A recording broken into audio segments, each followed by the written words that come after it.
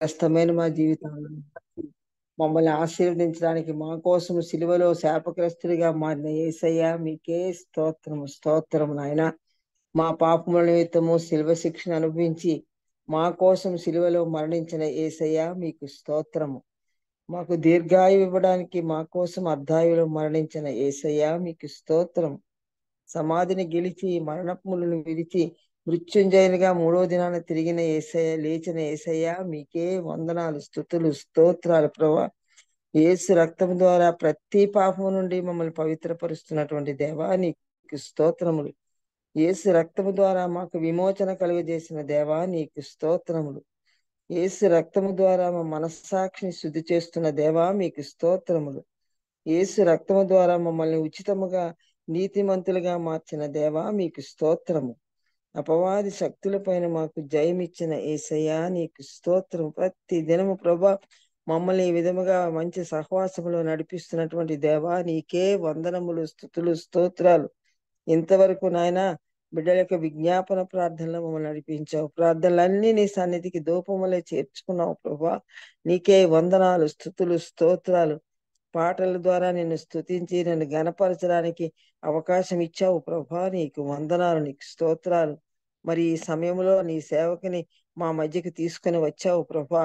ఆ బిడ్డను అభిషేకించిన ఆయన ఆత్మతో నింపు తండ్రి. ఎంతో ఉత్సాహంతో మాకు వాక్యాన్ని అందించడానికి ఇక్కడికి చేరి ఉన్నారు ప్రభా. ఆయన్ని బట్టి నీకు వేలాది వందనాలు, స్తుతులు, స్తోత్రములు చెల్లిస్తున్నాము నాయన.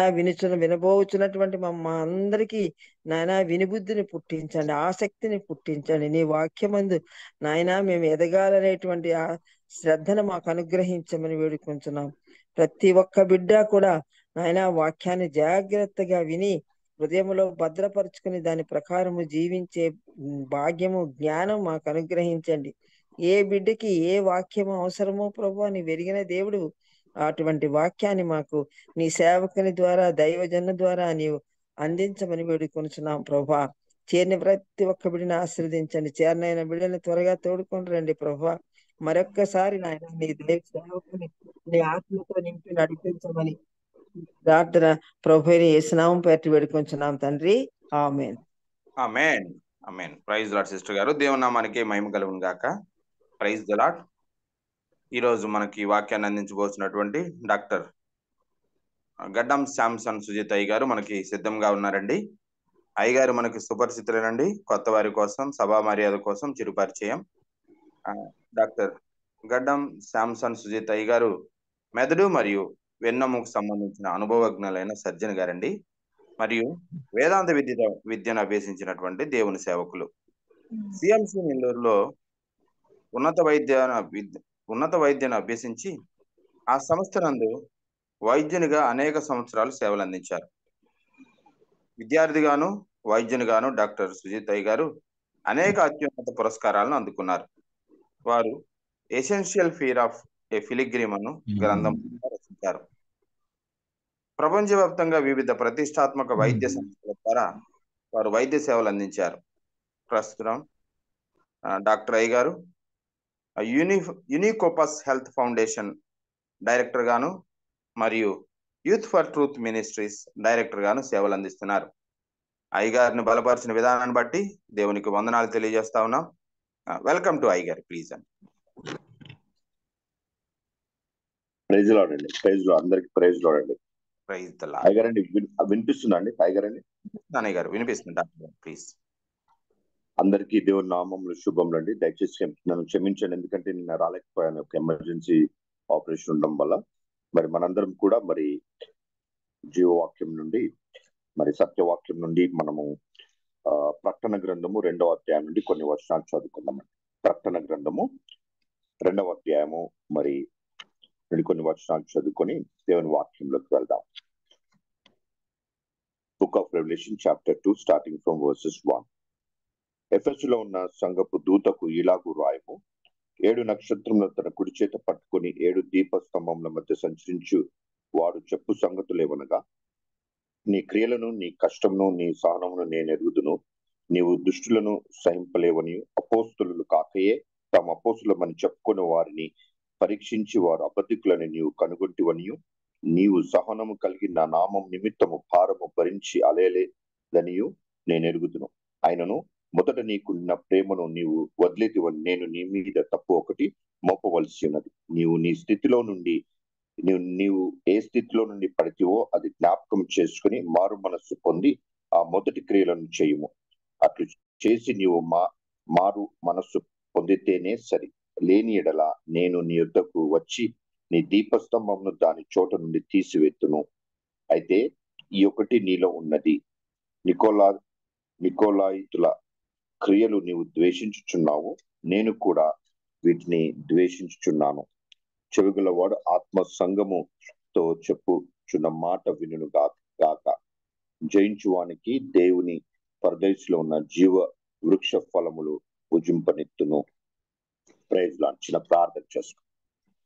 పరిశుద్ధులైన తండ్రి, దేవా, నాయన యుగ కాల సమయంలో నీ సన్నిధిలో చేరి నేను స్తుతించడానికి, గణపరచడానికి, వాక్యం ధ్యానించడానికి ఇచ్చిన అవకాశం బట్టి స్తోత్రం. దేవాని ప్రేమను బట్టి స్తోత్రం. దేవా, మరి మాకు శరీరాశులు, నేత్రాశులను జీవపడమ్మం నాయన ప్రక్కకు పెట్టి నీ సన్నిధిలో కుదురుగా భయముతో వినయంతో కూర్చుని వాక్యం ధ్యానించినట్లుగా పరిశుద్ధాత్మ దేవ వాక్యంలోని వెలుగులోనికి, సత్యంలోనికి, శక్తిలోనికి మమ్మల్ని నడిపించమని చిన్న ప్రార్థనలు అంగీకరించుకుని యేసునామమున అడిగి పెట్టుకుంటున్నాము తండ్రి, ఆమేన్. దేవుని నామములో అందరికీ శుభములండి. మరి సమస్త ఘనత మహిమ దేవునికి చెల్లును కాక. మరి ఇప్పుడు మనము విన్నటువంటి వాక్యములో మరి 4వ వచనంలో చూసినట్టయితే ఆయనను మొదట నీకుండిన ప్రేమను అనే మాటలు మనం గమనిస్తాం. మొదట నీకుండిన ప్రేమను తెలుగులో చూసినట్టయితే మరి the love you had at first, అంటే ఫస్ట్ లవ్, అంటే తొలి ప్రేమ. మరి ఈ విషయం గురించి మన దేవుని సన్నిధిలో కొద్దిసేపు సమయం గడుపుతామండి. మరి ఇక్కడ మనం చూసినట్టయితే యోహానుకు కలిగినటువంటి దర్శనం ఏదైతే ఉందో మొదటి అధ్యాయంలో మరి యేసయ్యను, మరి మృతుల నుండి తిరిగి లేచినటువంటి యేసయ్యను, మరి ఆ యేసయ్య గారు ఇచ్చినటువంటి దర్శనం, యేసయ్య తనతో మాట్లాడినటువంటి మాటలు మనం ఇక్కడ చూడవచ్చు. అయితే ఇక్కడ మొదటి అధ్యాయంలో మనం చూసినట్టయితే మరి ఆ 7 నక్షత్రంలో కూర్చున్న మర్మం, అంటే కాగా నీవు చూచిన వాటిని, ఉన్న వాటిని, వీటి వెంట కలుగబో వాటిని అనగా నా కుడి చేతిలోని నీవు చూచిన 7 నక్షత్రాలను గూర్చి నా మర్మమును, ఆ 7 సువర్ణ దీపస్తంభముల సంగతి రాయము. ఆ 7 నక్షత్రములు 7 సంఘములకు దూతలు, ఆ 7 దీపస్తంభములు 7 సంఘములు అని మనం ఇక్కడ చూస్తాం. అంటే ఆ 7 నక్షత్రములను పట్టుకుని 7 దీపస్తంభం మధ్యలో ఉన్నటువంటి ఆ దేవుడు అక్కడ మాట్లాడినటువంటి మాటలు మనము ఇక్కడ గమనిస్తాం. అయితే మనం మొదటి ఇక్కడ గమనించాల్సిన విషయం ఏంటంటే మరి ఈ మాటలు యేసయ్య గారు మరి యోహానుతో మాట్లాడినట్టుగా మనం ఇక్కడ చూస్తాం. ఆత్మ సంఘంతో మాట్లాడుతున్న మాటలుగా ఇక్కడ మనం గమనిస్తాం. అయితే ఇక్కడ మరి 7 నక్షత్రములు 7 సంఘములకు దూతలని ఇక్కడ రాయబడి ఉంది. 7 stars of the angels of the 7 churches, అంటే సంఘానికి నాయకులు, లీడర్స్ ఆఫ్ ద చర్చెస్ అని మనం అనుకోవచ్చు. మరి ఆ 7 దీపస్తంభములు 7 సంఘములు, మరి 7 దీపస్తంభములు ల్యాంప్ స్టాండ్స్ ఏవైతే ఉన్నాయో అవి సంఘానికి గుర్తులుగా ఇక్కడ మనం చూస్తాం. 7 ల్యాంప్ స్టాండ్స్ రిప్రజెంట్ 7 churches. మరి ఈ 7 churches గురించి మరి కొలస్సీలకు రాసిన పత్రిక మరి మొదటి అధ్యాయము 18వ వచనంలో చూస్తే అక్కడ మనం చూస్తాం మరి శరీరము సంఘంగా ఉంటే దానికి శిరస్సు యేసయ్య అని మనం చూస్తాం. The church is the body and the lord Jesus Christ is the head of the church. మరి ఆ యేసయ్య గారు ఆ చర్చ్ గురించి, సంఘాల గురించి మాట్లాడుతున్నటువంటి మాట. మరి ఇంకోటి గమనించాల్సిన విషయం ఏంటంటే మరి 2వ అధ్యాయము 23వ వచనంలో చూసినట్టయితే అక్కడ ఏమనుంటుందంటే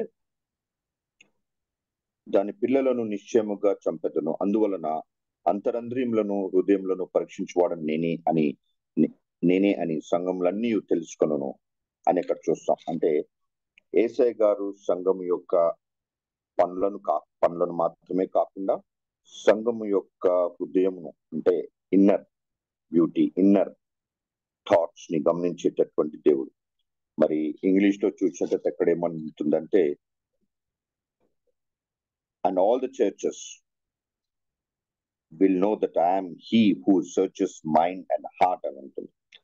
అంతరంద్రియములను హృదయములను పరీక్షించువాడు. మరి ఆ దేవుడు, సంఘానికి శిరస్సు అయినటువంటి దేవుడు, మరి మన యొక్క అంతరంద్రియములను హృదయములను పరిశోధించేటటువంటి దేవుడు మాట్లాడుతున్నటువంటి గొప్ప మాటలు. మరి అంతేకాకుండా మరి మనందరం నమ్మే విషయం ఏంటంటే యేసయ్య గారు మనని జడ్జిమెంట్ కొరకు తిరిగి వస్తారు. మరి ఆ జడ్జిమెంట్ విషయం మనం ఒక్కసారి గమనిద్దాం. పేతురు రాసిన మొదటి పత్రికలో చూసినట్టయితే, పేతురు రాసినటువంటి మొదటి పత్రిక మరి 4వ అధ్యాయంలో 4వ అధ్యాయము మరి 17వ వచనం చూద్దామండి. పేతురు రాసినటువంటి మొదటి పత్రిక మరి 4వ అధ్యాయము 17వ వచనం నుండి, తీర్పు దేవుని ఇంటి యొద్ద ఆరంభమగు కాలము వచ్చి ఉన్నది, అది మన యొద్దనే ఆరంభమైతే దేవుని సువార్తకు విధేయులైన వారి గతి ఏమవును. మరియు నీతిమంతుడే రక్షింపబడుట దుర్లభమైతే భక్తిహీనుడును పాపియు ఎక్కడ నిలెత్తురు. కాబట్టి దేవుని చిత్త ప్రకారము బాధపడువారు సత్ప్రవర్తన గలవారై నమ్మకమైన సృష్టికర్తకు తమ ఆత్మలను అప్పగించు కొనవలనని ఇక్కడ చూస్తాం. అంటే ఈ యొక్క తీర్పు అనేది దేవుని ఇంటి యొద్ద ప్రారంభం అవుతుందని, అంటే బిలీవర్స్, దేవుని నమ్ముకున్నటువంటి వారు, దేవుని నామం కలిగి దేవుని నమ్ముకున్నటువంటి వారితో ప్రారంభమైనటువంటి తీర్పని మనం ఇక్కడ చూస్తాం. మరి యేసయ్య గారు చెప్తున్నటువంటి మాటలు, జీవం గల వాక్యము ఇక్కడ చూసినట్టయితే మనం ఇక్కడ ఎఫ్ఎస్సి సంఘానికి రాస్తున్నటువంటి మాటలు. అయితే ఇక్కడ మనకు కొన్ని విషయాలు గమనిద్దాం. ఎఫ్ఎస్సి సంఘం గురించి ఆలోచిస్తే, ఎఫ్ఎస్ఎస్ అనే ఆ యొక్క పట్టణంలో మరి స్థాపింపబడినటువంటి సంఘం. మరి ఈ సంఘము పెద్దలు అది స్థాపింపబడింది మరి పౌలు గారు, తిమోతి వారి తర్వాత చేసినటువంటి సేవ ఎవరైతే చేస్తారో వారు స్థాపించినటువంటి ఆ యొక్క గొప్ప సంఘాలవి. మరి ఆ యొక్క సంఘము ఎట్టి పరిస్థితుల్లో స్థాపింపబడిందని మనం గమనించినట్టయితే మనము కొన్ని విషయాలు ఎఫ్ఎస్సి సంఘం గురించి తెలుసుకోవాల్సిన అవసరం ఉంది. ఎఫ్ఎస్సి సంఘము మరి ఏషియా మైనర్, అంటే ప్రస్తుతం టర్కీ దేశంలో ఉన్నటువంటి సెల్సుక్ అనే ప్రాంతం ఇప్పుడు ఏదైతే ఉందో అది అప్పట్లో ఎఫెసస్ అన్నట్టు. ఎఫెసస్ అనేది ఒక పోర్ట్ సిటీ, అంటే సముద్ర తీరంలో ఉన్నటువంటి ఉండినటువంటి ఒక గొప్ప పట్టణం. ఎఫ్ఎస్సి అప్పుడు ఉన్నటువంటి సిటీలో అది ఒక ట్రేడ్ సెంటర్, అంటే వ్యాపారానికి కేంద్రంగా ఉండేది. ఆ మెడిటరేనియన్ సీ నుండి మళ్ళీ ఏషియా, యూరప్, ఆఫ్రికా నుండి అందరూ వచ్చి అక్కడ ట్రేడ్ వ్యాపారం చేసేవాళ్ళు. గొప్ప సిటీ. మరి ఆ సిటీలో అప్పుడున్నటువంటి వారు నమ్మినటువంటి దేవత ఎవరంటే the goddess Diana, goddess Artemis అని మనం చూస్తాం. ఈ గాడెస్ గురించి అపోస్తుల కార్యంలో రాయబడింది. అపోస్తుల కార్యంలో మనం చూసినట్టయితే అపోస్తుల కార్యము 19వ అధ్యాయంలో మనం చూస్తాం. అపోస్తుల 19వ అధ్యాయంలో మనం అక్కడ కొన్ని విషయాలు గమనించినట్టయితే అక్కడ క్రీస్తు గురించి చెప్పబడినటువంటి మార్గం, అంటే క్రీస్తు మార్గంను గూర్చి ఒక గొప్ప అల్లరి జరిగినట్టుగా మనం చూస్తాం. అల్లరి అక్కడ ఎందుకు జరిగిందంటే అప్పుడున్నటువంటి పరిస్థితిలో అక్కడ ఒక ఆలయం ఉండేది. ఆ ఆలయం దాని గురించి ఒక మాట చూద్దాం. అపోస్తుల కార్యములు 19వ అధ్యాయము 27వ వచనం, మరియు ఈ మన వృత్తి యందు లక్ష్యము తప్పిపోవుటే కాక మహాదేవి అయిన అర్తెమి దేవి యొక్క గుడి కూడా తృణీకరింపబడి ఆసియాదంతటను భూలోక మందును పూజింపబడుచున్న ఈమె యొక్క గొప్పతనము తొలగిపోవునని భయము తోచుచున్నదని మాటలు మనం గమనిస్తాం. అంటే అక్కడ క్రీస్తు మార్గం గురించి జరుగుతున్నటువంటి గొప్ప సేవ, క్రీస్తు గురించి, అంటే అక్కడ అన్య దేవతలను పూజించే వారి మధ్య జరుగుతున్నటువంటి ఆ సువార్త, ఆ విషయమే అక్కడ ఉన్నటువంటి కంసాలు, అంటే డెమెత్రి అనే కంసాలు, అంటే ఆ యొక్క అర్తమి దేవి యొక్క విగ్రహాలు, దేవి యొక్క గుళ్ళను కట్టేటటువంటి వారు మాట్లాడుకున్నటువంటి మాటల వల్ల అక్కడ గొప్ప అల్లరి జరిగినట్టుగా మనం చూస్తాం. అంటే దేవుని సేవకు వ్యతిరేకంగా గొప్ప అల్లరి జరిగినట్టుగా మనం చూస్తాం. అంటే ఆ యొక్క అర్తమి దేవి యొక్క గొప్ప ఆలయం ఏదైతే ఉందో దానికి కేంద్రంగా ఎఫెసస్ ఉండింది. మనం సోషల్ స్టడీస్ బుక్స్ లో చదువుతాం ఏంటంటే ప్రాచీన మరి లోకానికి సంబంధించినటువంటి, అంటే ఏన్షియన్ వరల్డ్ సంబంధించిన 7 వండర్స్ లో చూస్తే that is the temple of Artemis ఒక వండర్గా చెప్పుకుంటాం. అంటే గొప్ప ఆలయం అక్కడ ఉండింది, గొప్పగా ఆ దేవిని పూజించేవారు. అంటే she was known as goddess of fertility. అంటే ఇవన్నీ ఎందుకని చెప్తున్నామంటే, మరి అలాంటి ఒక జెంటైల్ సంబంధించినటువంటి ఒక ప్రాంతంలో ఎఫెసస్ అనే సంఘాన్ని పౌలు గారు తర్వాత వారు అది స్థాపించి దాన్ని గట్టిగా గట్టిగా సపోర్ట్ చేసినటువంటి సంఘం. అందుకోసం పౌలు గారు అఫెసీయులకు ఒక పత్రిక కూడా రాసినట్టుగా మనం చూస్తాం. అంటే ఇలాంటి పరిస్థితుల్లో అంటే అక్కడ సంఘం ఏర్పడి సంఘం అక్కడ ఎదుగుతూ ఉన్నటువంటి సమయం, మరి అలాంటి సంఘానికి మరి దేవుడు అలాంటి సంఘంతో మాట్లాడుతున్నటువంటి మాటలు. మరి ఇప్పుడు కాలంలో చూసినట్టయితే ఇప్పుడు కూడా దేవుని కృప వల్ల చాలా సంఘాలు ఏర్పడతా ఉన్నాయి. మరి ఎఫ్ఎస్సీలకు రాసిన పత్రిక 4వ అధ్యాయము 11వ వచనం చూస్తే అక్కడ ఏమనుందంటే, పాస్టర్స్, ఎవాంజలిస్ట్, ప్రీచర్స్ వీళ్ళంతా కూడా they are gift from God. వాళ్ళు వచ్చి వాళ్ళ సంఘాన్ని ఏర్పరచడము అదొక గిఫ్ట్. వాళ్ళు వచ్చి సంఘాన్ని ఏర్పరిచి మరి తిరిగి లోకం నుండి వెళ్ళిపోవడం అది దేవుని చిత్తము. సంఘాన్ని ఏర్పరచడం, సంఘ కాపర్లు దేవుని యొక్క గొప్ప ఆశీర్వాదం, దేవుని నుండి వచ్చేటటువంటి దేవుడు పంపిస్తున్నటువంటి గిఫ్ట్స్. మరి అలాంటి వారు ఏర్పరిచినటువంటి సంఘాలు ఇప్పుడు కూడా మనం చూస్తున్నాం. వాక్యంలో బలంగా ఉన్నటువంటి సంఘాలు మనం చూస్తున్నాం. అయితే ఇక్కడ అటువంటి సంఘంగా మనము ఈ రోజు ఈ వాక్యాన్ని బట్టి మనల్ని మనం పరీక్షించుకుందాం. మరి ఇక్కడ దేవుడు అంటున్నటువంటి మాటలు మనం గమనించినట్టయితే మొదట ఆ సంఘం గురించి పాజిటివ్ పాయింట్స్ మనం చూద్దాం. అక్కడ సంఘం గురించి దేవుడు ఏమంటున్నాడంటే, నీ క్రియలను, నీ కష్టమును, నీ సహనమును నేను ఎరుగుదును. నీవు దుష్టులను సహింపలేవని, అపోస్తులు కాకయే తమ అపోస్తులమని చెప్పుకొని వారిని పరీక్షించి వారి అబద్ధికులని నీవు కనుగొంటివనియు, నీ సహనము కలిగి నా నామం నిమిత్తము భారము భరించి అలయలేదని నేను ఎరుగుదు. అంటే ఒక సంఘానికి ఉండాల్సినటువంటి, సంఘంలో ఉన్నటువంటి క్రీస్తు శిరస్సుగా శరీరం సంఘంగా ఉన్న సంఘం ఏదైతే ఉందో, సార్వత్రిక సంఘం, మళ్ళీ ప్రపంచమంతా చూస్తే మరి వివిధ సంఘాలు, వ్యక్తిగతంగా మన చిన్న సంఘాలు, కుటుంబం, వ్యక్తిగతంగా మనం ప్రతి ఒక్కరం, అంటే ఇవన్నీ చూసినట్టయితే ఆ యొక్క చర్చ్ ఏదైతే ఉందో దాంట్లో ఉండాల్సినటువంటి మంచి క్యారెక్టర్స్ ఇక్కడ మనం చూస్తాం. అంటే దేవుని కొరకు నువ్వు సహనము కలిగి దేవుని నామము నిమిత్తము భారము భరించి అలయలేదని. అదెంత గొప్ప మాట గమనించాలి. దేవుని నామము నిమిత్తము భారము కలిగి అలయక పనిచేస్తున్నటువంటి సంఘం. మరి మనము అలా పనిచేస్తున్నామా అంటే దేవుని నామము నిమిత్తము భారము కలిగి మనం పనిచేస్తున్నాము. అది ఏ పైన సరే మనము దేవుని యందు భారం కలిగి పనిచేస్తున్నాము. రెండో విషయం ఏంటంటే, మరి నీవు దుష్టులను సహింపలేవని, అపోస్తులు కాకయే తమ అపోస్తులమని చెప్పుకొని వారిని పరీక్షించి వారి అబద్ధికులను నీవు కనుగొంటివని. ఇది చాలా ముఖ్యమైనటువంటి క్యారెక్టర్ ఆ సంఘానికి. అంటే అపోస్తులమని చెప్పుకొని అపోస్తులు కానటువంటి వారు, అంటే బోధకులుగా ఉంటున్నారు కానీ వారు నిజమైనటువంటి బోధకులు కాదు.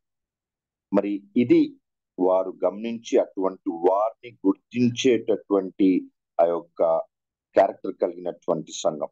అది చాలా ముఖ్యమైనటువంటి క్యారెక్టర్. ఎందుకంటే అప్పట్లోనే, అంటే పౌలు గారు స్థాపించిన సంఘం ఏదైతే ఉందో, తర్వాత ఆ కాలంలోనే చాలా మంది తప్పుడు బోధకులు వచ్చి తప్పుడు బోధన చేసినట్టుగా మనం చూస్తాం బైబిల్లోనే. మరి ఇప్పుడు కూడా అలాంటి తప్పుడు బోధకులు ఉన్నారు. మరి వారిని గుర్తించి వారు దేవుని బోధకులు కాదు, వారు సత్యవాక్యాన్ని బోధించడం లేదు అని మనము గమనించాల్సిన అవసరం మరి ఎంతో ఉంది. ఇది చాలా ముఖ్యమైనటువంటి అంశం. ఎందుకంటే మనము ఇప్పుడున్నటువంటి పరిస్థితుల్లో మెసేజెస్ మనకు చాలా వస్తున్నాయి. మనము వాట్సాప్ చూసినా, ఇండివిజువల్ గ్రూప్ చూసినా, చర్చ్ గ్రూప్ చూసినా, ఫ్రెండ్స్ గ్రూప్ చూసినా, మళ్ళీ చాలా early morning versus, daily devotions, మళ్ళీ డైలీ బ్రెడ్, మళ్ళీ వాక్యము చాలా మనం వింటూ ఉన్నాం. అయితే మనకు ఉండాల్సినటువంటి ఒక లక్ష్యం ఏంటంటే మనము అది సత్యవాక్యం అని గ్రహించగలిగేటటువంటి మనకు అటువంటి క్యారెక్టర్ ఉండాలి, ఆ శక్తి మనకు ఉండాలి. సత్యవాక్యం అవును మనం వింటుంది సత్యమే అని మనం తెలుసుకోవాలి.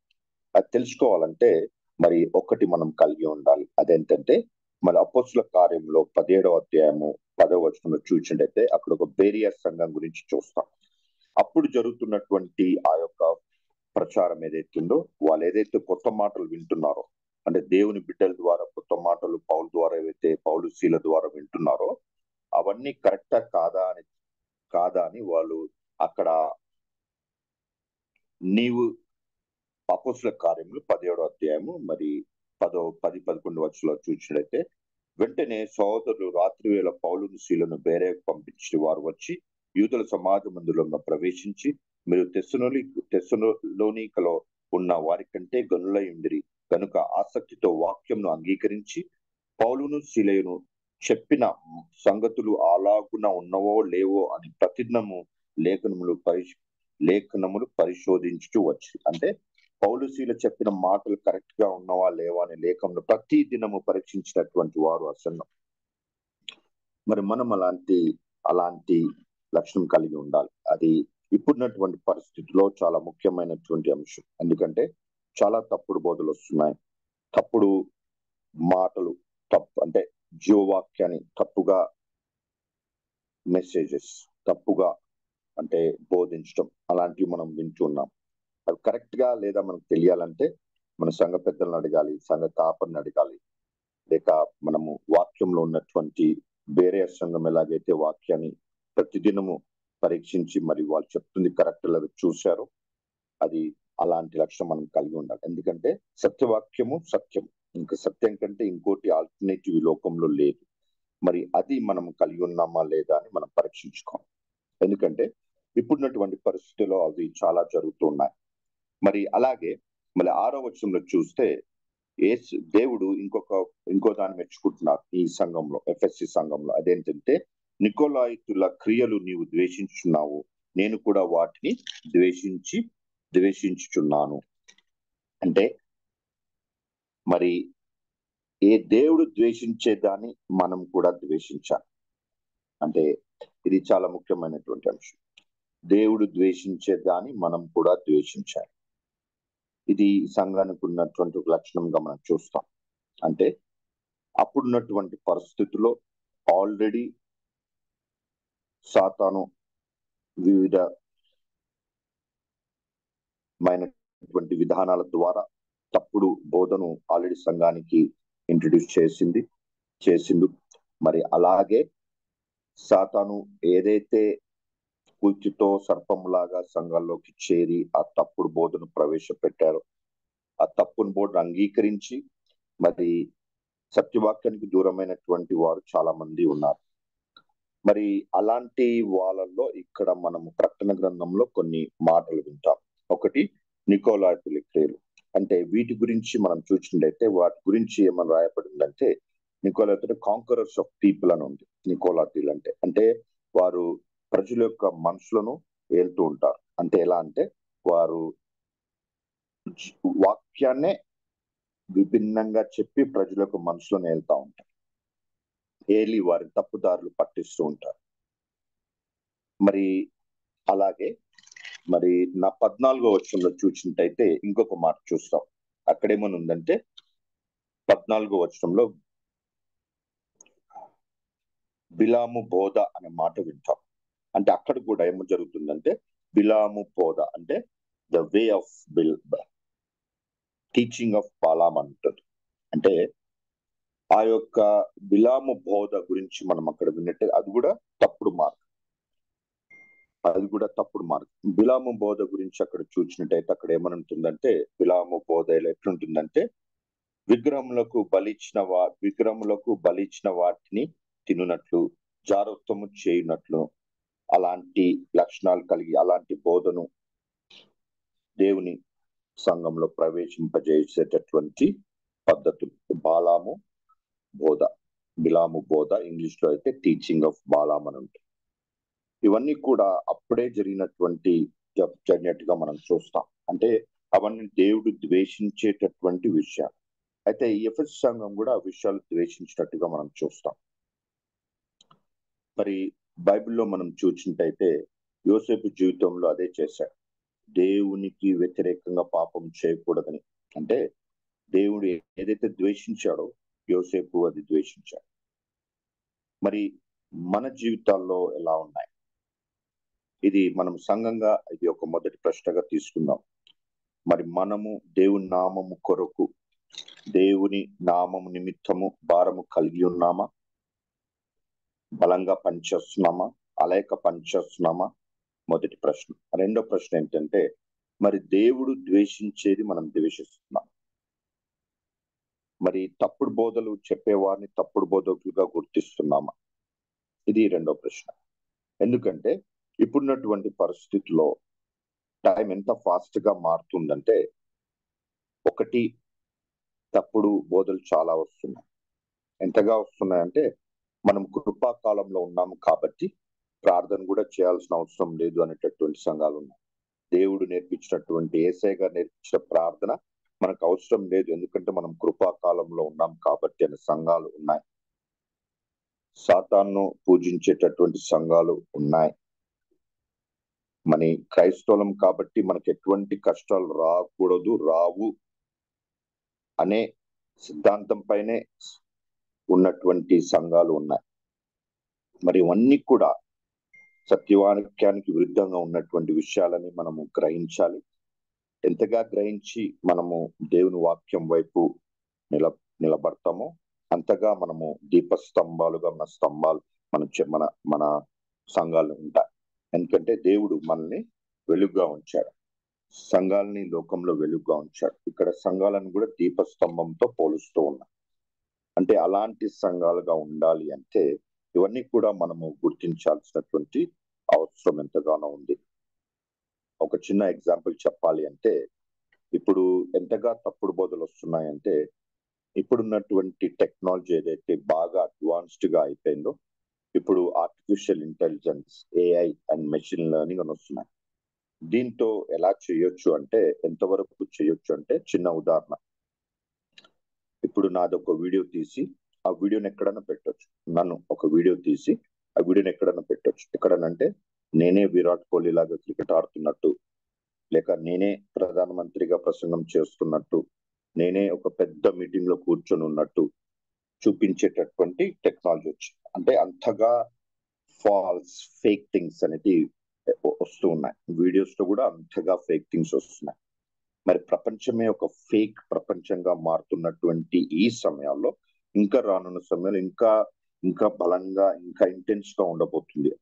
మళ్ళీ అలాంటి సమయాల్లో మనము దేవుడు ద్వేషించే వారిని ద్వేషించగలుగుతున్నామా?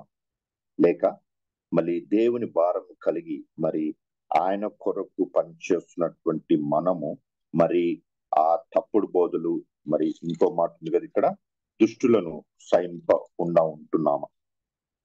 మరి ఇది మనం ప్రశ్నించుకోవాల్సినటువంటి రెండో ప్రశ్న. మరి మూడో ప్రశ్న, ముఖ్యమైనటువంటి ప్రశ్న, ఈ రోజు మనము ఏదైతే తొలి ప్రేమ అని ఇక్కడ మాట ఉంటున్నామో, మరి ఈ తొలి ప్రేమ గురించి మరి దేవుడు ఇక్కడ ఏమంటున్నాడంటే, ఎఫెసీయులకు వాళ్ళ సంఘానికి ఉన్నటువంటి మంచి మాటలన్నీ చెప్పినటువంటి దేవుడు మరి ఇప్పుడు ఏమంటున్నాడంటే, ఒకటి ఐ హావ్ అగేన్స్ట్ యూ, మీకు మీ మీద ఒక నింద, మీ మీద ఒక తప్పు మోపవలసి ఉన్నది అని దేవుడు చెప్తున్నాడు. ఏమంటున్నాడంటే, మరి నీవు మొదటి ప్రేమ ఉన్నటువంటి స్థితిలో నుండి పడిపోయావు, అది జ్ఞాపకం చేసుకొని నువ్వు సరిదిద్దుకోవాలి, మారు మనసు పొందాలని చెప్తున్నాడు. అంటే మొదట ఆ సంఘానికి ఉన్నటువంటి తప్పు దేవుడు అక్కడ చూపిస్తున్నాడు. ఏంటంటే మొదట ఉన్నటువంటి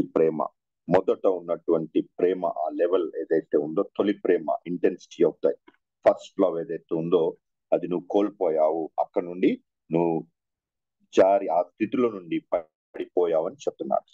మరి ఈ తొలి ప్రేమ అనేది మనం చాలా తరచుగా వినేటటువంటి మాట. మనము పేరెంట్స్ కూడా అప్పుడప్పుడు మనం అంటాం తల్లిదండ్రులతో, ఫస్ట్ ప్రేమించడం నన్ను ప్రేమించట్లేదు, లేకపోతే అప్పుడప్పుడు భార్య భర్తల మాటలు వింటాం మధ్యలో, అప్పుడున్నటువంటి ప్రేమ ఇప్పుడు లేదు. మరి ఈ మాటను మనము ఈ వాక్యరీతిగా చూసినట్టయితే, ఇక్కడ దేవుడు ఏమంటున్నాడంటే, నీవు నా పట్ల చూపినటువంటి ఆ మొదటి ప్రేమ అది తగ్గిపోతా ఉంది. అది జాగ్రత్త అని దేవుడు అక్కడ చెప్తున్నాడు. ఏమని చెప్తున్నాడంటే, నువ్వు మారు మనస్సు పొంది నీ మొదటి క్రియలను చేయము. అంటే మారు మనస్సు పొంది మనం తిరిగి మొదట దేవుని పట్ల ఎంతైతే ప్రేమ కలిగి ఉన్నామో అలా కలిగి ఉండాలి అని దేవుడు అక్కడ హెచ్చరిస్తున్నాడు. లేకపోతే ఏం చేస్తున్నాడు అంటే దేవుడు, నేను నీ దీపస్తంభంను దాని చోట నుండి తీసివేస్తాను అంటున్నాడు. అయితే ఇప్పుడున్నటువంటి అంటే ఇంత స్ట్రాంగ్ గా ఉన్నటువంటి సంఘం, ఇంత మంచి లక్షణాలు ఉన్నటువంటి సంఘం ఏదైతే ఉందో దాని పట్ల దేవుడు ఇక్కడ ఇంటర్నల్ అంటే లోపల హృదయము తలంపుల్లో చూచేటటువంటి తలంపులను శోధించేటటువంటి దేవుడు. ఆ దేవుడు వారి యొక్క నిజమైనటువంటి హృదయం యొక్క స్థితిని గమనించేటటువంటి దేవుడు ఏమంటున్నాడంటే, దేవునికి అర్థమైంది ఏంటంటే ఈ సంఘము తన పట్ల సంఘానికి ఉన్నటువంటి మొదటి ప్రేమ ఇప్పుడు అంత ఇంటెన్స్ గా లేదని. ఇది మనకు కూడా జరిగే అవకాశం ఉంది. మనలో చాలా మంది ఇలాంటి స్థితిలో ఉండవచ్చు. ఇక్కడ ఏమవుతా ఉందంటే, మనము దేవుని కొరకు ఇక్కడ పైన చూసాం కదా, నా నామము కొరకు మీరు కష్టపడుతున్నారు, ఆ కష్టాన్ని బట్టి అలయక పని చేస్తున్నారు అన్నాను. కొన్నిసార్లు ఏమవుతుందంటే మనము ఆ యొక్క పనిలో పడి ప్రేమను మర్చిపోతాం. దేవుని పట్ల మనకు ఉన్నటువంటి పని ఈజ్ నాట్ ఈక్వల్ టు ప్రేమ. అది మనం బాగా గుర్తుపెట్టుకోవాలి. మినిస్ట్రీ కొరకు గట్టిగా పనిచేసి ప్రతిరోజు పొద్దున్నే సాయంత్రం వరకు అలయక పనిచేస్తూ ఆ మినిస్ట్రీ, చిల్డ్రన్ మినిస్ట్రీ అని, ఆర్ఫన్ మినిస్ట్రీ అని, జైల్ మినిస్ట్రీ అని, మరి విడోస్ మినిస్ట్రీ అని, మ్యూజిక్ మినిస్ట్రీ అని, విలేజ్ పర్చరీ అని, ఇలాంటి చేయడం చాలా ముఖ్యం. కానీ అదే బిజీలో పడిపోయి ఒక బిజీ బీగా మారిపోయి ఆ యొక్క బిజీ స్కెడ్యూల్లో దేవుని పట్ల ఉన్నటువంటి పనిని, దేవుని పట్ల ఉన్నటువంటి ప్రేమను మర్చిపోవడము, దేవుని పట్ల ఉన్నటువంటి ప్రేమను మనము కోల్పోకూడదు. పని ఈజ్ నాట్ ఈక్వల్ టు ప్రేమ. అది మనం బాగా గమనించాలి. ఎందుకంటే ఇక్కడ దేవుడు చాలా స్పష్టంగా చెప్తున్నాడు. ఏమనంటే, ప్రేమ కోల్పోతున్నావు, నా పట్ల నీకున్నటువంటి మొదటి ప్రేమ, తొలి ప్రేమను నువ్వు కోల్పోతున్నావు. ఆ ప్రేమను అలానే కోల్పోతా ఉండి మొదటి ప్రేమ నుండి కిందికి జారిపోతా ఉంటే మనలో ఆ వెలుగు ఉండదు. ఆ వెలుగును కోల్పోయేటటువంటి ప్రమాదం ఉంది అని దేవుడు, అంటే ఆ దీపస్తంభం లాగా ఉండేటటువంటి ఆ యొక్క స్థాయి ఏదైతే ఉందో అది కోల్పోయేటటువంటి పరిస్థితి ఉందని దేవుడు ఇక్కడ వాక్యం మనం హెచ్చరిస్తా ఉంది.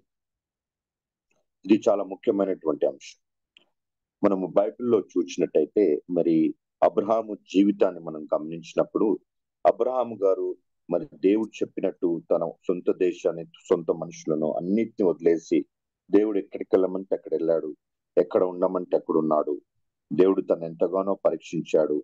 ఆ పరీక్షలన్నింటిలో కూడా దేవుని పట్ల తనకున్నటువంటి ప్రేమ, భయాన్ని బట్టి అతను ప్రతిసారి దేవుని యొక్క మన్నన పొంది మరి దేవుడు తన్ని గొప్పగా ఆశీర్వదించినట్టుగా మరి తనకున్నటువంటి విశ్వాసము ద్వారా మనందరినీ కూడా ఆశీర్వదించినట్టుగా మనం చూస్తాం యేసయ్య ద్వారా. మరి ఇలాంటి కార్యములో అబ్రహాము దేవుని పట్ల తనకున్నటువంటి ప్రేమలో తగ్గినట్టుగా మనం చూడాల. మరి అదే మనము సొలొమోను మహారాజు విషయంలో చూసినట్టయితే, మరి రాజులు 2వ గ్రంథంలో చూసినట్టయితే, రాజులు మరి 2వ గ్రంథంలో అక్కడ మనం చూస్తాం. అక్కడ ఏమని ఉంటుందంటే 11వ అధ్యాయంలో చూద్దాం. రాజులు 2వ గ్రంథము మరి 11వ అధ్యాయంలో చూసినట్టయితే అక్కడ ఒక మంచి వాక్యాన్ని మనం చూస్తామంటే, సొలొమోను రాజు విషయంలో జరిగినటువంటి విషయం అది మనందరికీ చాలా ముఖ్యమైనటువంటి విషయం.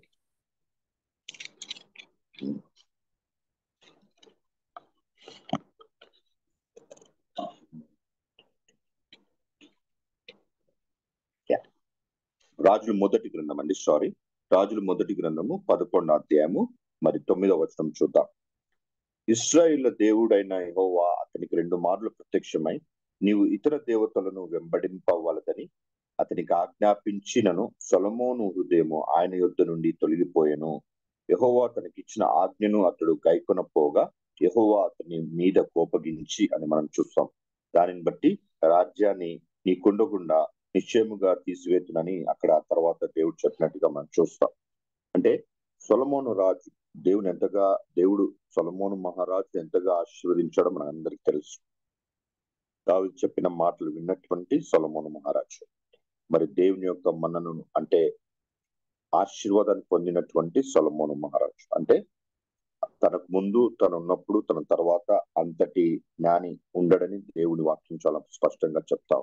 అంటే దేవుని జ్ఞానాన్ని పొందినటువంటి ఆశీర్వాదంగా పొందినటువంటి గొప్ప రాజు. మరి తను ఒక రాజుగా చేయాల్సినటువంటి పనులు చేశాడు. లోకరీతిగా చూస్తే మనం ఏమనుకుంటామంటే కరెక్టే కదా, రాజే కదా, రాజు చేయాల్సిన పనులే చేస్తున్నాడు కదా అని అనుకుంటాం. అలాగే మన మినిస్ట్రీలో కూడా మినిస్ట్రీ కదా, ఒక మినిస్ట్రీ చేయాల్సిన పనులే మనం చేస్తున్నాం కదా, మినిస్ట్రీ కొరకే కష్టపడుతున్నాం కదా, మినిస్ట్రీ కొరకే ఇంతగా ప్రయాసపడుతున్నాం కదా, మినిస్ట్రీ కొరకే భారం కలిగి ఉన్నాం కదా అని మనం అనుకునే అవకాశం ఉంది. ఇక్కడ సొలొమోను రాజు విషయంలో కూడా చూసినట్టయితే ఒక రాజుగా ఒక ఇప్పుడున్నటువంటి కాలంలో చూస్తే ఒక ప్రైమ్ మినిస్టర్ గా ఒక ప్రెసిడెంట్ ఆఫ్ ద కంట్రీ ఏం చేయాలి? ఆ కంట్రీని కాపాడుకోవాలంటే చుట్టూ ఉన్నటువంటి శత్రువులను వారికి ఎంత బలం ఉందో అంతకంటే ఎక్కువ బలాన్ని పెంచుకోవాలి ఒకటి. రెండవది రాజ్యంలో అల్లర్లు లేకుండా రాజ్యంలో ఎకానమీ బాగుండాలని, ఇప్పుడు ఉన్నటువంటి పరిస్థితులు ఎకానమీ బాగుండాలని అన్ని చర్యలు డెసిషన్స్ తీసుకోవాలి. మరి ఇంకా ప్రజలను చూచుకోవడానికి అన్ని రకాలైనటువంటి పనులు చేస్తూ ఉండాలి. మరి రాజైన సొలొమోను ఒక రాజుగా మళ్ళీ చూచినట్టయితే అదే చేశాడు. అంటే చుట్టూన్న రాజ్యాలతో చేతులు కలిపి రాజ్య విస్తరణ కొరకు వారితో డిఫరెంట్ అలయన్సెస్ కలిపి అలయన్స్ లో భాగంగా చుట్టూన్న రాజ్యంలో అక్కడున్నటువంటి స్త్రీలను వివాహం ఆడినట్టుగా మనం చూస్తాం. మరి తన సేనాని గొప్పగా చాలా బలంగా పెంచుకున్నటువంటి రాజు. మళ్ళీ ఎన్నో చారియట్స్ రథాలు కలిగినటువంటి గుర్రాలు కలిగినటువంటి రాజు. మరి వ్యాపారంలో చుట్టూన్నటువంటి దేశాలతో గొప్పగా వ్యాపారాన్ని ఏర్పరచుకున్నటువంటి రాజు. మరి ఎకానమీ పెంచుకోవడానికి మరి ఎన్నో గొప్పగా కట్టడలు కట్టాడు. కట్టలన్నిటి కూడా పన్ను బాగా వసూలు చేసినటువంటి రాజు. అంటే ఇవన్నీ చూస్తే మరి కరెక్టే కదా, ఒక రాజు చేయాల్సినవే కదా, రాజు పనే కదా, మరి రాజు కాకపోతే ఎవరు చేస్తారు, రాజ్యాన్ని బలపరుస్తున్నాడు కదా అని అనుకోవచ్చు మనం. కానీ వాక్యరీతిగా చూస్తే అవన్నీ కూడా వాక్యానికి వ్యతిరేకంగా చేశాడు సొలొమోను మహారాజు. మరి ఇక్కడ వాక్యంలో చూస్తే దేవుడు చాలా స్పష్టంగా ఏం చెప్తున్నాడంటే సొలొమోను హృదయము దేవుని నుండి తొలగిపోయినట్టుగా ఇక్కడ రాయబడి ఉంది. దాన్ని బట్టి దేవుడు అతని పైన కోపగించినట్టుగా ఉంది. ఎందుకంటే ఏ రాజైతే గొప్ప దేవుని కొరకు జీవం గల దేవునికి ఆలయం కట్టాడో పై వచనాల్లో 6, 7, 8 వచనాల్లో చూస్తే సొలొమోను మహారాజు అదే రాజు ఏం చేశాడంటే అప్పుడున్నటువంటి తనకున్నటువంటి ఎంతో మంది భార్యలకు వారు పూజించేటటువంటి ఏ దేశం నుండి వచ్చారో ఏ దేవతతో వారు పూజిస్తారో వారి కొరకు అటువంటి ఆలయాలు కట్టించినటువంటి ఆలయాల్లో ఆ పూజలు జరిగించినట్టుగా మరి తన యొక్క హృదయము తన భార్యను బట్టి తొలగిపోయినట్టుగా మరలినట్టుగా మనం చూస్తాం. అంటే తనకున్నటువంటి తొలి ప్రేమను పోగొట్టుకున్నటువంటి మరి మన జీవితాలు ఎలా ఉన్నాయి? మరి మన జీవితాల్లో మన తొలి ప్రేమ, మనం ఏ దేవుని నమ్ముకున్నటువంటి ఆ యొక్క యేసుని సొంత రక్షకునిగా అంగీకరించి ఆయనలో ఎదుగుతాము అనేటటువంటి నిర్ణయం తీసుకున్నటువంటి ఆ మొదటి రోజుల్లో మొదటి సంవత్సరంలో ఉన్నటువంటి ప్రేమ ఇప్పుడు మనం కలిగి ఉన్నామా? లేక మన యొక్క లైఫ్ లో బిజీగా స్కెడ్యూల్స్ వేసుకొని ఆ బిజీ స్కెడ్యూల్స్ లో ప్రేమ యొక్క ఆ యొక్క ఇనిషియల్ స్టేటస్ నుండి మనము జారి పడిపోతున్నామా అని గమనించుకోవాలి. ఎందుకంటే ఇది చాలా డెలికేట్ విషయం. మనం ఈజీగా దేవుని యొక్క ప్రేమను కోల్పోతూ మనం పనిచేస్తున్నామనే బిజీలో పడి అదే ఆలోచనలో ఉంటూ మనల్ని మనం సమర్థించుకోవచ్చు. కానీ ఇక్కడే మనం జాగ్రత్తగా ఉండాలండి. ఏంటంటే పని ఈజ్ నాట్ ఈక్వల్ టు ప్రేమ. మనము ఎఫ్ఎస్సి సంఘం చాలా బలంగా డాక్ట్రిన్ గా బలంగా ఉంది కదా, డాక్ట్రిన్స్ పరంగా వాక్యంలో చాలా బలంగా ఉన్నట్టుగా చూస్తున్నాం. కానీ మొదటి ప్రేమ డాక్ట్రిన్స్ పరంగా బలంగా ఉంది. ఎందుకంటే వ్యతిరేకమైన డాక్ట్రిన్స్ అన్నింటినీ పక్కకు పెట్టింది, వారిని ద్వేషించింది, అబద్ధ ప్రవక్తలను గుర్తుపట్టింది. అంటే ఒక డాక్ట్రిన్ పరంగా సంఘం చాలా స్ట్రాంగ్ గా ఉన్నటువంటి సంఘం ఎఫెసీ సంఘం. కానీ తన హృదయములో దేవుని పట్ల ఉన్నటువంటి ప్రేమలో విషయంలో తగ్గిపోయినటువంటి దిగజారుతున్నటువంటి సంఘం. మరి మన హృదయాలు ఎలా ఉన్నాయి? మన హృదయాలు వ్యక్తిగతంగా, కుటుంబంగా, సంఘంగా మన హృదయాలు ఎలా ఉన్నాయి? మన హృదయాలు మరి మనకు దేవుని పట్ల ఉన్నటువంటి మన మొదటి ప్రేమ కలిగి ఉన్నామా? ఇప్పుడున్నటువంటి కాలంలో మనం చూసినట్టయితే చాలా మంది సంఘాలు ఏం చేస్తున్నారంటే కోట్లు అంటే ఖర్చు పెట్టి పెద్ద పెద్ద గుళ్ళు కడుతున్నారు. ఆ గుడి పనుల్లో పడి చాలా మంది దేవుని యొక్క ప్రేమకు దూరం అవుతున్నారు. దేవుని ప్రేమ అంటే వారికి ఉన్నటువంటి ప్రేమను ఆ స్థాయిలో తగ్గిపోతున్నారు. చాలా మంది పెద్ద చర్చెస్కి వెళ్తే అక్కడ చాలా కొంతమంది అనే మాటలు ఏంటంటే you don't feel the warmth of God's love. అంటే ఏ సంఘం అయితే దేవుని ప్రేమలో బలంగా ఉంటుందో, దేవుని పట్ల వారికి ఉండే ప్రేమలో బలంగా ఉంటుందో, దేవుని పట్ల వారికి ఉండే ప్రేమనే ప్రథమంగా ప్రయారిటీగా పెట్టుకుంటుందో ఆ స్తంభము బలంగా దీపస్తంభం లాగా ఉంటుంది. లేకపోతే దేవుడు అన్నట్లు ఆ దీపస్తంభము తీసివేయబడుతుంది. అదే జరిగింది ఎఫెసు సంఘంలో.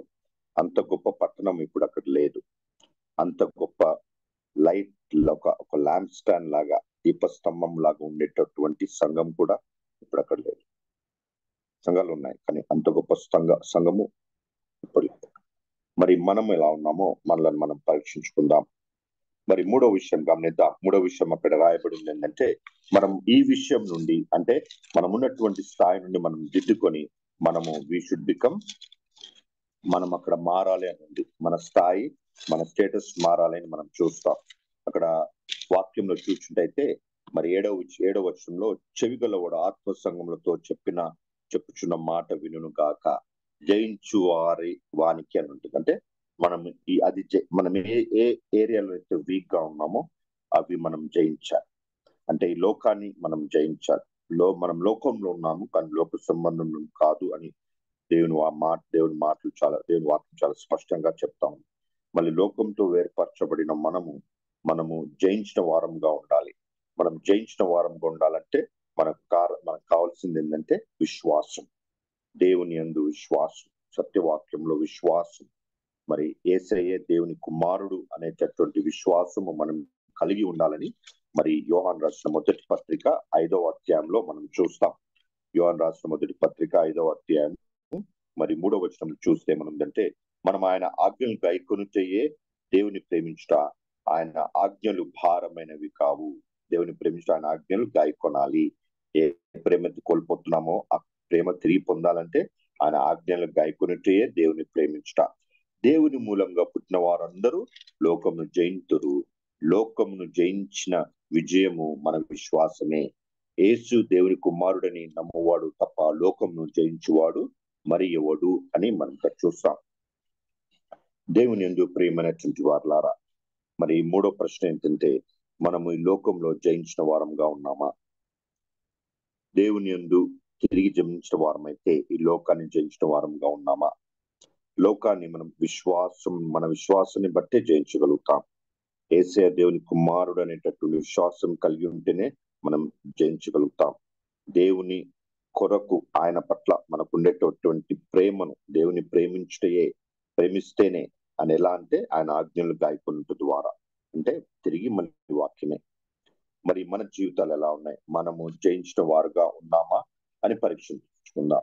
అయితే మరి మనం ముగించుకునే ముందు ఆ చివరి వచనాన్ని ఒకసారి చూద్దాం. అదేమనుందంటే మరి జయించిన వారు దేవుని పరదేశంలో ఉన్న జీవవృక్ష ఫలములు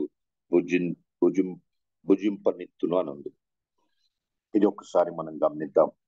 జీవవృక్షము అని ఇక్కడ రాయబడి ఉంది. జీవవృక్ష ఫలములు అని మనం చూస్తాం ఇక్కడ మాట. మరి మనం అది ఆదికాండంలో చూస్తాం, మరి ప్రకటన గ్రంథంలో మొదటి first book of the Bible and last book of the Bible. మరి మొదటి ఉన్నటువంటి పరిస్థితి మనం గమనించే దేవుని సన్నిధిలో దేవుడు సృష్టించినటువంటి ఆదాము హవ్వ అప్పుడు వారు ఉన్నటువంటి పరిస్థితి, అప్పుడు వారు ఈ యొక్క తోటలో ఎక్కడైతే మంచి చెట్ల జ్ఞానం ఇచ్చేటటువంటి వృక్షము, ఫలాలని ఇచ్చేటటువంటి వృక్షము, మరి జీవ వృక్షం ట్రీ ఆఫ్ లైఫ్ రెండు కూడా అక్కడ ఉన్నట్టుగా మనం చూస్తాం. మరి దేవుడు ట్రీ ఆఫ్ లైఫ్ ని వారిని తినడానికి పర్మిషన్ ఇచ్చారు. కానీ తర్వాత వారు చేసినటువంటి తప్పు అంటే the tree of knowledge of good and evil, ఏదైతే ఫలాలు తినకూడదని చెప్పాడో మరి ఆజ్ఞాత క్రమముల వాళ్ళు తప్పు చేశారు. మరి తప్పు చేసిన తర్వాత దేవుడు అక్కడి నుండి వారిని పంపివేసినట్టుగా మనం చూస్తాం. మరి తిరిగి ఇక్కడ మనము జీవవృక్షం గురించి కొన్ని మాటలు వింటాం. ఏంటంటే మరి జయించిన వాడ జీవవృక్ష ఫలాలను తింటాడని. మరి ప్రకటన గ్రంథము చివరి అధ్యాయంలో చూసినట్టయితే మరి నిత్య జీవం అంటే దేవుని యొక్క తీర్పు అన్ని జరిగిన తర్వాత అప్పుడు దేవుని సన్నిధిలో మనం తిరిగి ఉంటాం. మరి దేవుని సన్నిధి ఎలా ఉంటుందో గొప్పగా వర్ణించబడింది. ఆయన సన్నిధి అక్కడ ఉండేటటువంటి విషయాల్లో ఒకటి జీవవృక్షం. మరి ఆ జీవవృక్షంలో వచ్చే ఫలాలు అప్పుడు ఉండేటటువంటి వారికి స్వస్థతగా ఉంటాయని అక్కడ రాయబడి ఉంది. మరి ఆ యొక్క జీవవృక్షము మరి నెలకు ఒక పంట అంటే 12 పంటలు ఇచ్చే విధంగా అంటే ఒక గొప్ప జీవవృక్షం అక్కడ ఉంటుందని మనం చూస్తాం. మరి ఈ విషయంలో మనం చూసినట్టయితే దేవుడు తనకు మన పట్ల ఉన్నటువంటి ప్రేమను పోగొట్టుకున్నట్టుగా మనం ఇక్కడ చూడట్లా. అంటే తను ఆదామును సృష్టించినప్పుడు ఎంతగా ప్రేమించాడో ఇప్పుడు మన అంతగానే ప్రేమిస్తున్నాడు, ఇంకా ప్రేమిస్తాడు. అంటే దేవుడు తన తొలి ప్రేమని పోగొట్టుకోవట్లా. మనకున్నటువంటి ప్రేమను ఎప్పుడు కూడా తగ్గించుకున్నటువంటి వ్యక్తి కాదు దేవుడు. తగ్గించుకునేటటువంటి దేవుడు కాదు మన దేవుడు. మరి మనమే మన ప్రేమలో తగ్గిపోతా ఉంటాం. ఎందుకంటే ఈ ప్రేమ గురించి మనం ఒక మాట విని మనం ముగించుకుందాం. ఆది కాండము 1వ అధ్యాయంలో చూసినట్టయితే 3వ అధ్యాయంలో చూద్దాం. ఆది కాండము మరి 3వ అధ్యాయము మళ్ళీ 22 నుండి 24 వచనాలు చదువుదాం. మరి అప్పుడు దేవుడైన యెహోవా, ఇదిగో మంచి చెడ్డలను ఎరుగునట్లు ఆదాము మనలో ఒకని వంటి వాడాయను. కాబట్టి అతడు ఒకవేళ తన చెయ్యి చాచి జీవవృక్షమును కూడా తీసుకొని తిని నిరంతరము జీవించునేమో అని దేవుడైన యెహోవా అతడు ఏ నేల నుండి తీయబడినో దాన్ని సేద్యపరచుటకు ఏదేను తోటలో నుండి అతని పంపివేసెను. అప్పుడు ఆయన ఆదామును వెళ్ళగొట్టి ఏదేను తోటకు తూర్పు దిక్కున కెరూబులను జీవవృక్షమునకు పోవు మార్గమును కాచుటకు ఇటు అటు తిరుగుచున్న ఖడ్గజ్వాలను నిలబెట్టెను. హల్లెలూయా, ప్రైజ్ ది లార్డ్. అంటే ఈ మాటలు వింటే మనకి ఏమనిపిస్తుంది అంటే, కొన్నిసార్లు ఒక టీచర్ ఎవరైతే ఒక ప్రిన్సిపల్ స్టూడెంట్ తప్పు చేస్తే సస్పెండ్ చేసి పంపిస్తారో అలా పంపించినట్టుగా ఇక్కడ ఉంది. అంటే కఠినంగా ప్రవర్తించాడేమో అని మనకు అనిపిస్తుంది. కానీ అక్కడ మాటలు మనం చూసినట్టయితే, మాటలు మనం పరిశీలించినట్టయితే అది దేవుని యొక్క గొప్ప ప్రేమని, మనకున్నటువంటి ఆ గొప్ప తొలి ప్రేమని ఇక్కడ గొప్పగా ప్రకటిస్తున్నట్టుగా మనం చూస్తాం. అక్కడ జరిగిన విషయం ఏంటంటే, ఆదామవ్వ ఆజ్ఞాతి క్రమం వలన తినకూడని పనులు తిన్నారు. మరి ఆ తినకూడని పని తిని వారు దేవుడి నుండి వారికి ఇచ్చిన స్థాయి నుండి పడిపోయారు. పాపము వారిలో ఉంది ఇప్పుడు. మరి అలాంటి పాపముతో నిండినటువంటి వారు, పాపంతో ఉన్నటువంటి వారు తిరిగి చెయ్యి చాచి జీవవృక్షాన్ని తింటే ఎప్పటికీ అలానే ఉండిపోయేవారు. మరి ఎప్పటికి పాపంగా ఉంటూ పాపానికి దేవునికి దూరంగా, దేవునికి వ్యతిరేకంగా, దేవునికి విరుద్ధంగా ఉండేటట్టు హృదయాలు కలిగి ఉండేటటువంటి వారు. అలా ఉండకూడదు అని వారిని అక్కడి నుండి పంపించి అక్కడి నుండి మరి తిరిగి తన ప్రణాళికలో యేసయ్య గారి ద్వారా తను మనం ఇంకా ప్రేమిస్తున్నాడు కాబట్టి, దేవుడు లోకాన్ని ఎంతోగానో ప్రేమించాడు కాబట్టి తన కుమారుని మన కొరకు పంపించాడు. ఆ కుమారుడు మన పట్ల ప్రేమను బట్టి శిలువ పైన తను తాను సమర్పించుకొని మనకు ఒక క్రీస్తు అనే మార్గాన్ని, అంటే యేసయ్య ద్వారా వచ్చే రక్షణ మార్గాన్ని మనకు అనుగ్రహించాడు. అంటే తన యొక్క తొలి ప్రేమను ఎంతగానో ప్రకటిస్తూ మనందరి కొరకు చనిపోయినటువంటి దేవుడు. మరి దేవుడి యొక్క తొలి ప్రేమ అంత బలంగా ఉన్నప్పుడు మరి మన తొలి ప్రేమ ఎలా ఉందో మనం పరీక్షించు. మరి మనం ఈ లెంటన్ డేస్ లో ఉన్నాం కాబట్టి మరి దేవుడు మనకి ఇచ్చినటువంటి గొప్ప ఆశీర్వాదం రక్షణ మార్గం. మరి మనము దాని పట్ల మనము ఏ స్థాయిలో ఉన్నాం అని పరీక్షించుకుందాం. కాబట్టి దేవుని యందు ప్రేమైనటువంటి వారారా, మరి దేవుడు మనకి ఇచ్చినటువంటి గొప్ప అవకాశం జీవవాక్యం, సత్యవాక్యం. మరి మనం పరీక్షించుకుందాం. మరి మనము ఎఫెస్ సంఘానికి కలిగినటువంటి లక్షణాలు కలిగి ఉన్నామా? మనలో తొలి ప్రేమ ఎలా ఉంది?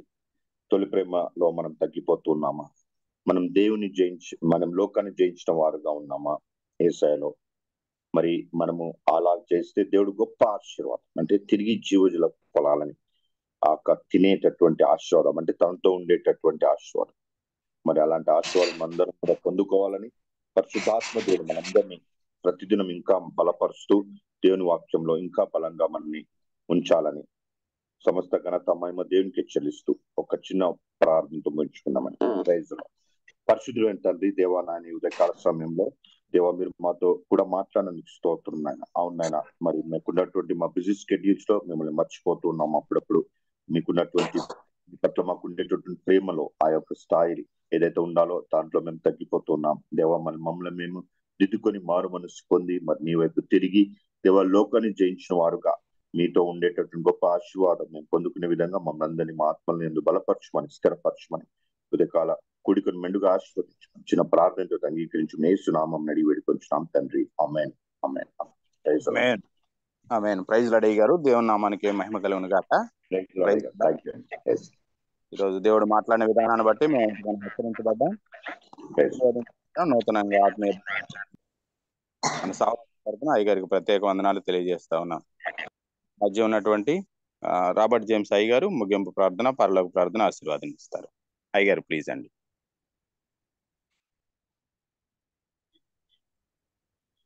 ప్రార్థన. ప్రేమ గల మా తండ్రి, ప్రేమయ్యున్న మా ప్రభువా, మీకు స్తోత్రములు వందనాలు చెల్లిస్తున్నాం. మా ఏడల నీకున్న ప్రేమ ఎంత గొప్పదనైనా అది తరగనిది.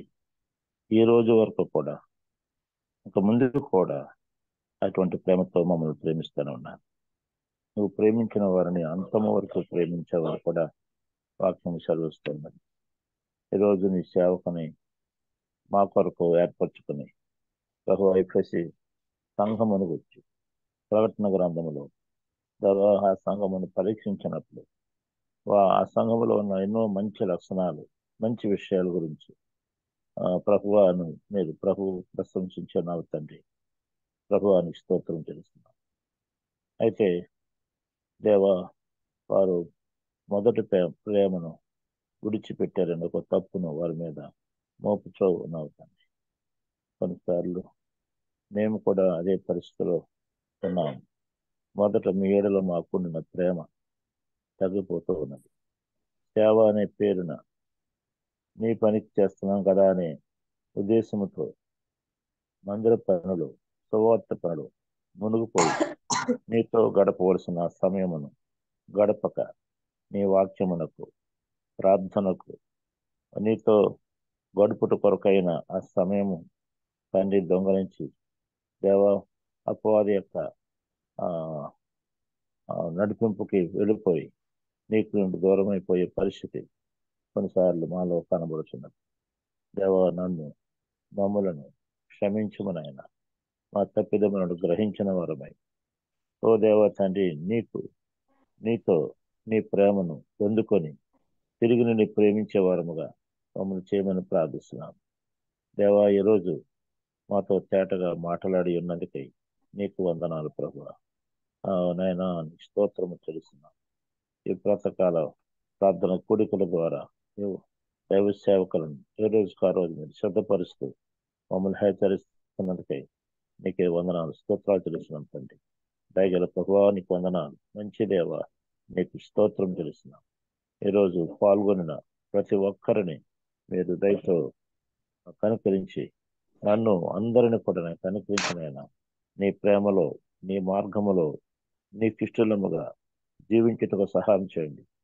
మేము దేనినో లేక ఎవరినో మీకంటే ఎక్కువగా ప్రేమించకుండా, లోకాన్ని ప్రేమించకుండా, లోకమును దాని ఆశలో గతించిపోతాయని ఎరిగిన వారమై కొన్నిసారి సేవలో కూడా నాయన తండ్రి నీకంటే ఎక్కువగా దేనిని ప్రేమించకుండా ఓ దేవ మమ్మల్ని బలపరచండి. మీరు మాకు ఇచ్చిన బాధ్యతను నిర్వర్తిస్తూ నీలో ఎదుగుచూ నీ ప్రేమ అధికం చేసుకుంటూ నిన్ను పూర్ణ హృదయంతో, పూర్ణాత్మతో, పూర్ణ మనసుతో ప్రేమించేవారిగా బలపరచండి. మా హృదయము సొలొమోను హృదయం వలె నీ నుండి తొలగిపోకుండా సహాయం చేయండి. మీ ఎడల మా హృదయం ఉండాలి తండ్రి. నాయన నీ ప్రేమ చేత ఎల్లప్పుడూ నింపబడి ఉండాలి తండ్రి. దేవా తండ్రి స్తోత్రం తెలుస్తున్నాం. మేము నిన్ను ప్రేమిస్తే నీ ఆజ్ఞలను గైకొంటాం. దేవా తండ్రి విశ్వాసంతో విజయాన్ని సాధిస్తాం. ఓ దేవాని స్తోత్రం తెలుస్తున్నాం. దేవా వందనాలు. మీకే మహిమ, ఘనత, ప్రభావములు తెలుస్తున్నాం. ఈరోజు పాల్గొన్న ప్రతి ఒక్కరిని, అలాగే వాక్యం అందించిన సేవకుని, ఆయన సేవను, అలాగే వారి యొక్క వైద్య వృత్తిని, వారి కుటుంబమును ఇంకనూ ప్రత్యేకంగా ఆశీర్వదించి అనేక మందికి ఆశీర్వాదకరంగా మీరు వాడుకోమని వేడుకొనిచున్నాను మా ప్రభువాన్ని పొందనాలు.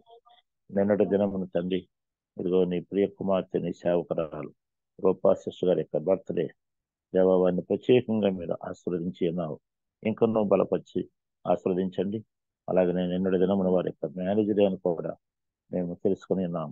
దేవ వారి కుటుంబమును కూడా మీరు జీవిస్తున్న విధానం కూడా పొందనాలు. నిన్ను ప్రేమించి నిన్ను సేవించే కుటుంబమునైనా ఇంకొనో బలపరిచి మీరు వాడుకోనండి. అలాగనే ఈ రోజు కూడా ఎవరికైనా ప్రత్యేకమైన దినముగా ఉంటే ఆ ప్రత్యేక ఆశీర్వాదాలు మీరు కుటుంబించమని వేడుకొనిచున్నాను మా ప్రభువాన్ని పొందనాలు. ఇటువంటి వర్చువల్ ప్రేయర్ ఫెలోషిప్ కొరకై మీ ఇందులో సభ్యులుగా ఉండి పాల్గొనే కృపను ఇస్తూ రోజు రోజునైనా నీ వాక్యము ద్వారా మమ్మల్ని ఆయుత్తపరుస్తున్నట్టుకై నీ రాజ్యం కొరకు సిద్ధపరుస్తున్నట్టుకై మీకు వందనాలు చెల్లిస్తాయి. మీకై మహిమయు ఘనతయు ప్రభావమును అర్పించి ఆరోపిస్తూ మా ప్రియ ప్రభువును మా రక్షకుడే యేసుక్రీస్తు వారి పరిశుద్ధ నామములో ప్రార్థించి స్తుతించి ఘనపరిచి వేడుకొనిచున్నాను మా తండ్రి.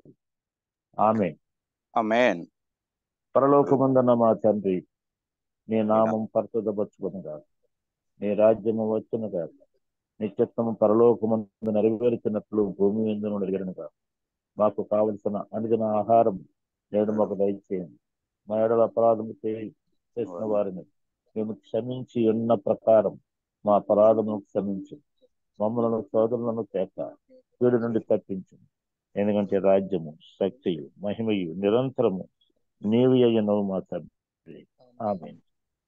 చెట్టులకుండా మిమ్మల్ని కాపాడుటకును ఆయన మహిమ ఎదుట సంతోషముతో ఆనందముతో నిర్దోషులుగా మనలను నిలవబెట్టుటకును శక్తిగల మన రక్షకుడైన అద్వితీయ దేవుని ప్రేమయు ప్రభువైన యేసుక్రీస్తు వారి యొక్క కృపయు పరిశుద్ధాత్మ యొక్క అన్యోన్య సహవాసము మనకెల్లప్పుడు దేవుడు అనుగ్రహించునుగాక. ఆమేన్. ఆమేన్. ప్రైజ్ లార్డ్ అయ్యగారు. దేవుని నామానికి మహిమ కలుగును గాక. సహవాసం తరపున మీకు ప్రత్యేక వందనాలు తెలియజేస్తా ఉన్నా. మరి అదే విధంగా ఈ రోజు వాక్యాన్ని అందించినటువంటి డాక్టర్ అయ్య గారికి మరొకసారి ప్రైజ్ లార్డ్ అండి అయ్యగారు. ప్రైజ్ లార్డ్ అండి. ప్రైజ్ లార్డ్ అయ్యగారు. అందరికి ప్రైజ్ లార్డ్ అండి. చాలా థ్యాంక్స్ అండి ఇన్వైట్ చేసినందుకు. కూడిక ముగించబడిందండి. Have a nice day. Thank you. Praise lord అందరికి. థ్యాంక్ యూ అక్క. థ్యాంక్ యూ రూపక్క. థ్యాంక్ యూ అయ్యగారు అండి.